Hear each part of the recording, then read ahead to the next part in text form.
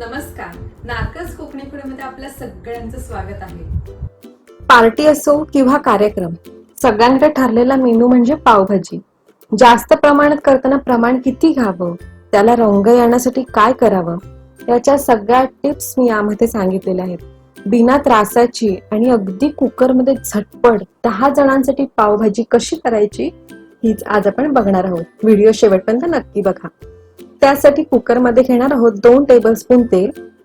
यामध्येच घालायचं हे 50 gram butter. Butter कधीही आधी घालायचं नाही, त्याच्यामुळे ती जळण्याची शक्यता असते. आता यामध्ये घालायचे आहे 2 मोठे बारीक चिरलेले कांदे. तुम्हाला वजनी प्रमाण हवं असेल तर डिस्क्रिप्शन बॉक्स मध्ये मी दिलेला आहे. हा कांदा छान परतून घ्यायचा आहे. आता यामध्ये टाकायचं आहे 1 मोठा चमचा आलं लसूणची पेस्ट. आलं लसूणची पेस्ट सुद्धा छान परतून घ्यायची, याच्यामुळे त्याची चव छान लागते. आता यामध्ये घालणार आहोत 1.5 कप बारीक चिरलेला टोमॅटो. आता हा सुद्धा आपण व्यवस्थित मिक्स करून घेणार आहोत. कांदा टोमॅटो चांगला मिक्स झाला की आता यामध्ये घालणार आहोत 1.25 कप भोपळी मिरची, 1.25 कप फ्लॉवर आणि 4 चमचे पावभाजी मसाला आणि 4 चमचे तिखट. आता हे सगळं आपण व्यवस्थित मिक्स करून घेणार आहोत. हे आता व्यवस्थित मिक्स झालेले आहे. आता यामध्ये घालायचे आहे 300 ग्राम हिरवे मटार. इथं मी हे फ्रोझनचे मटार वापरलेले आहेत. तुम्ही अगदी मार्केटमधले ते छान हिरवेगार मटार सुद्धा वापरू शकता. आणि आता यामध्ये घालणार आहोत 5 मोठे बारीक स्वच्छ धुवून चिरलेले बटाटे आणि पाव वाटी बीट. बीटमुळे काय होतं, त्याची पौष्टिकता वाढते आणि जो टोमॅटोमध्ये आंबटपणा असतो तो कमी करायला मदत करते आणि पावभाजीला परफेक्ट रंग सुद्धा येतो. आता आपण बघू शकता.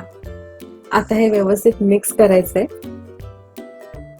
आणि आता यामध्ये घालायचं आहे चवीनुसार मीठ. हे सुद्धा व्यवस्थित मिक्स झालं की यामध्ये 3 कप गरम पाणी घालायचंय.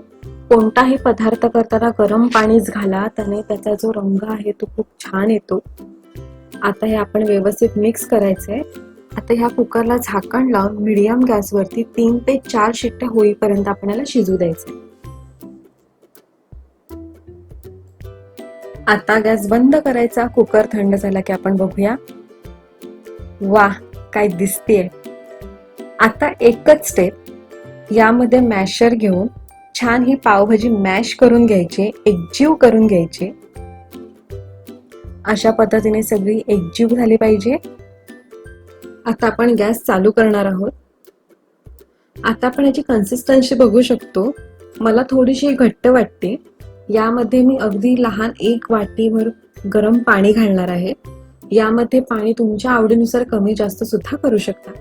आता हे व्यवस्थित मिक्स करायचंय. ह्याचा रंग बघू शकता, अप्रतिम आलेला आहे. आता याची परफेक्ट कन्सिस्टन्सी झालेली आहे, अगदी दाटसर. आता यावर हिरवीगार कोथिंबीर आणि 1 चमचा बटर घालायचा आणि छान कड काढायचा. तर आता आपली झटपट होणारी अशी पावभाजी तयार झालेली आहे. अगदी परफेक्ट प्रमाण आहे. तुम्हाला जर वाढवायची असेल तर तुम्ही दुप्पट प्रमाण घेऊन ही सुद्धा बनवू शकता. अगदी अचूक होते.